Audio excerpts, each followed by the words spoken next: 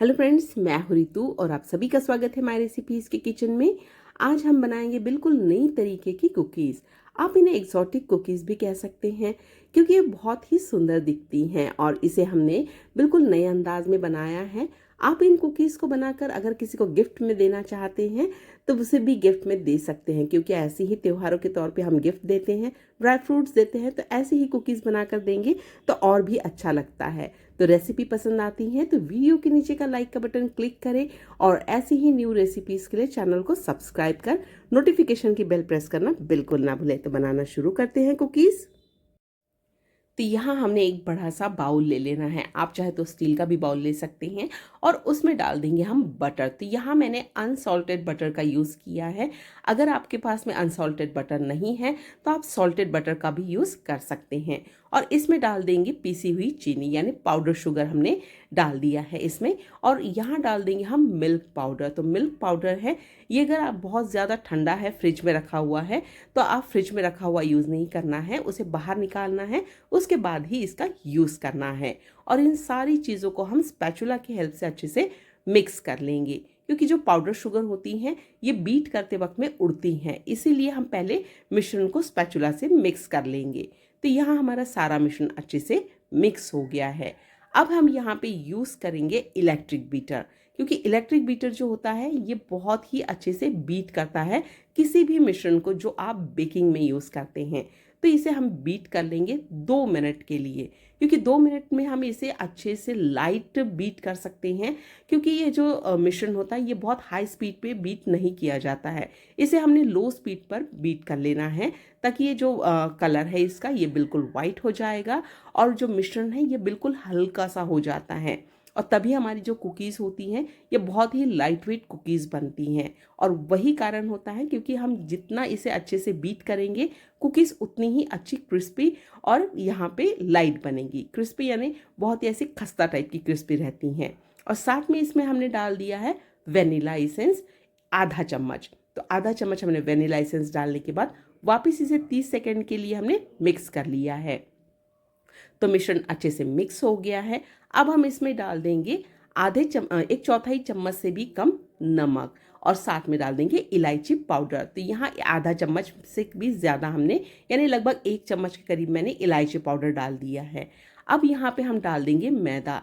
तो मैदा को छाने बगैर बिल्कुल नहीं डालना है, चाहे आप कुकीज़ बनाओ या केक बनाओ।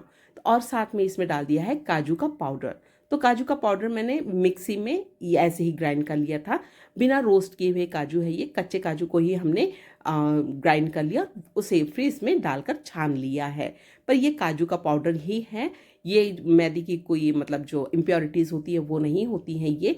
तो काजू का पाउडर हम ऐसे ही इसमें वापस डाल देंगे। तो यहाँ काजू का पाउडर भी हमने डाल दिया है और अब हम हाथ से इसे अच्छे से मिक्स कर लेना है। डो को बहुत ऐसे प्रेस करके हमें नहीं तैयार करना है, क्योंकि जो बटर होता है ये बहुत जल्दी लूज़ हो जाता है। आप इन कुकीज़ को चाहे तो डालडे में भी बनाकर रेडी कर सकते हैं। तो इसे हमने अच्छे से मिक्स कर लिया है। डो हमारा थोड़ा लूज़ है, तो अब इसे हमें फ्रिज में रखना है, कंपलसरी है आधे घंटे के लिए। आधा घंटा रखने से ये अच्छा हार्ड सा हो जाता है। तो इसे हमने फ्रिज में से निकाल लिया है और अब हम इसे प्रेस करेंगे और इसकी हमें अच्छे से एक चपाती तैयार करनी है। तो आप चाहे तो इसे हाथ से भी इस तरीके से प्रेस करके गोल तैयार कर सकते हैं, बट हम इसे बेलेंगे।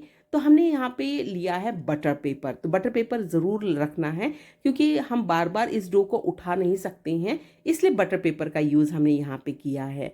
तो बटर पेपर रखकर ऊपर से भी बटर पेपर लगाना है और उसके बाद में इसे हमें बेल लेना है। बेलने से भी ये बहुत अच्छे से फैल तो जाती हैं, बट जो डो होता है ये बहुत ही जल्दी से लूज़ हो जाता है, इसलिए इसे रोटी बेलने के बाद में भी हमें इसे रखना है फ्रिज में। तो यहाँ पे इसका थिकनेस देख सकते हैं, मैंने आधे इंच से थोड़ा मोटा रखना है इसे। तो ये डो अभी इस वक्त बहुत लूज़ है, इसलिए इसकी कुकीज़ जो है हम कट नहीं कर सकते हैं, इसलिए वापस इसे अच्छे से हम कवर कर लेंगे और इसे रखेंगे हम फ्रिज में। तो फ्रिज में रखने के लिए ऐसे ही उठा के अगर आप रखेंगे तो ये रोटी जो है ये टूट जाएगी, इसलिए इसे किसी भी थाली या ट्रे के अंदर आपको रखना है और उसके बाद में ही इसे फ्रिज में रखना है। तो मैंने इस तरीके की गोल थाली ली है जिसमें हम ये रोटी जो बेल के रखी हैं इसे रखेंगे और इसे फ्रिज में रखेंगे वापस हम आधे घंटे के लिए। आधा घंटा अगर नहीं रख सकते हैं तो 15 से 20 मिनट ज़रूर रखना है। और अब हम इसे कुकी कटर से कट करेंगे। तो आप जो भी शेप की कुकीज़ बनाना चाहते हैं आप उस तरीके का कुकी कटर लेकर कुकीज़ कट कर लेना है।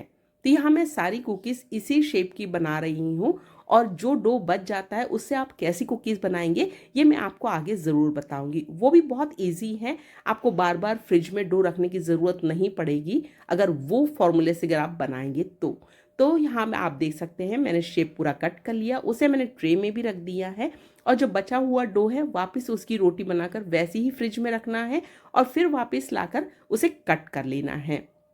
तो इसे अभी हम रखेंगे फ्रिज में। तो यहाँ फ्रिज में हम रखने के बाद में ये थोड़ी सी हार्ड सी हो जाएगी, उसके बाद ही इसे हम बेकिंग के लिए ले जाएंगे। तो इसे अभी रख देती हूँ फ्रिज में और इसके बाद हम इसे बेक करेंगे। तो जब आप बेकिंग के लिए लेके जाते हैं तो फ्रिज में इसे ज़रूर रखना है 30 मिनट्स के लिए। उसके बाद इसे हम कन्वेक्शन मोड पर 170 डिग्री पे 15 से 17 मिनट के लिए ही बेक करना है, इसे ज़्यादा बेक नहीं करना है। तो यहाँ जो कुकीज़ है ये आप देख सकते हैं बहुत ही अच्छी गोल्डन ब्राउन से हमने इसे बेक कर लिया है। 15 से 17 मिनट काफ़ी होता है इसे बेक करने के लिए। और जो कुकीज़ का डो बच जाता है मैंने इस तरीके से हाथ से इसे बनाकर रेडी कर लिया है। बस हाथ में एक छोटा सा बॉल लेना है, गोल घुमाना है, प्रेस करना है और उसे बेकिंग ट्रे में रख देना है।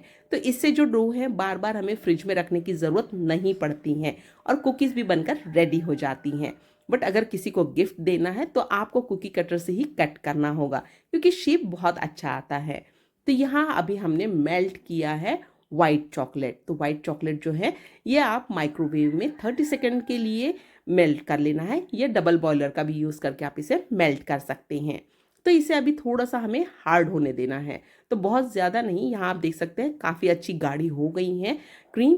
तो इसे अभी हमें लगाना है कुकी पे। तो जब ये अच्छी गाढ़ी हो जाती हैं तो ही आपको बाद में लगाना है, एकदम जब लिक्विड रहती है तब नहीं लगाना है बहुत ज़्यादा कि बहुत रनी लिक्विड बन जाती है तब नहीं करना है।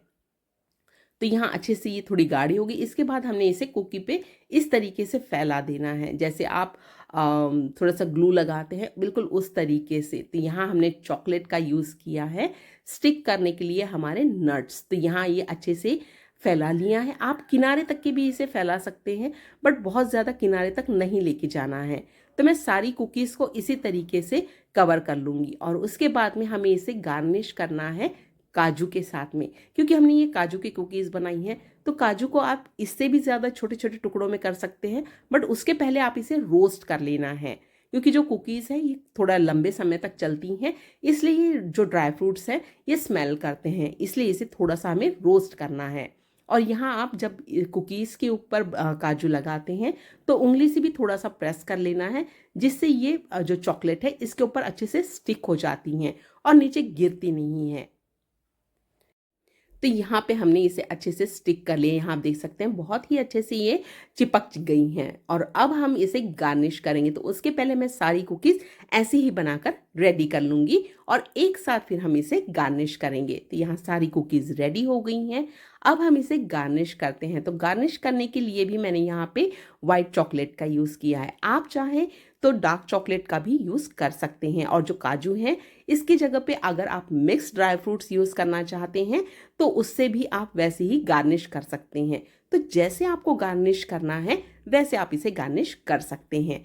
तो यहाँ पे जो वाइट चॉकलेट है ये हमने अच्छे से मेल्ट कर ली है और उसके बाद में ही इस तरीके से इसे लाइनिंग करना है। इसके दो फायदे होते हैं, आपके जो नट्स होते हैं ये बिल्कुल गिरते नहीं हैं, ऊपर से भी अच्छे से पैक हो जाते हैं और कुकीज़ जो होती हैं ये देखने में भी बहुत ही सुंदर रहती हैं, यानी बिल्कुल एग्जॉटिक कुकीज़ बनकर रेडी हो जाती हैं। जैसे आप किसी अच्छे से एक बेकरी में से लेके आते हैं तो आपको तो ये रेसिपी किसी भी बेकरी में नहीं मिलेंगी, ये बिल्कुल न्यू रेसिपी है जो आपको ऋतुराव माय रेसिपीज़ पे ही मिलेगी। तो ऐसी ही न्यू रेसिपीज़ के लिए चैनल को सब्सक्राइब करना है, साथ में नोटिफिकेशन बेल प्रेस करना है और नोटिफिकेशन के लिए आप बेल आइकन ज़रूर प्रेस करें जिससे हमारी मुलाकात होती रहेगी। तो मिलते हैं नेक्स्ट वीडियो में। Till then bye and thank you for watching.